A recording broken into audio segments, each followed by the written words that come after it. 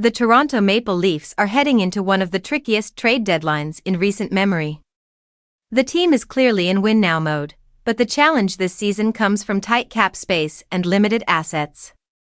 Last year's deadline offers a cautionary tale. Toronto desperately needed a top-pairing defenseman to play alongside Morgan Rielly. Names like former Leaf Luke Schenn were floated, but the deal never materialized. Instead, the Maple Leafs traded for Brandon Carlo, giving up prospect Fraser Minten, a 2026 first-round pick, and a 2025 fourth-rounder.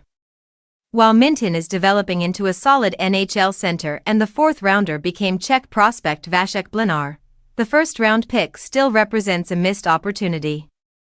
Carlo has struggled to live up to expectations, and the Maple Leafs can't afford to repeat that mistake this season. Now, the focus has shifted to impending UFA Rasmus Andersson. Toronto reportedly tried to acquire him last season, and chatter suggests they remain interested.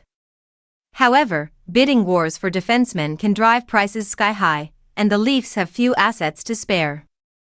Overpaying for Andersson could mirror the Carlo deal, leaving the team with limited flexibility and little long-term gain. Toronto also has a prized asset in Easton Cowan. Cowan is their most valuable trade chip and could fetch a top player in return, but the organization must resist the temptation to include him. There is no other forward prospect ready to make an immediate NHL impact, and trading Cowan could compromise the team's future core. GM Brad Treliving must navigate the deadline carefully. The Maple Leafs need to strengthen the roster without repeating past errors. Overpaying for a blue liner or giving up essential prospects could turn a short-term push into long-term problems. This year, strategy, patience, and smart asset management will determine whether Toronto can make a meaningful playoff run or risk repeating history.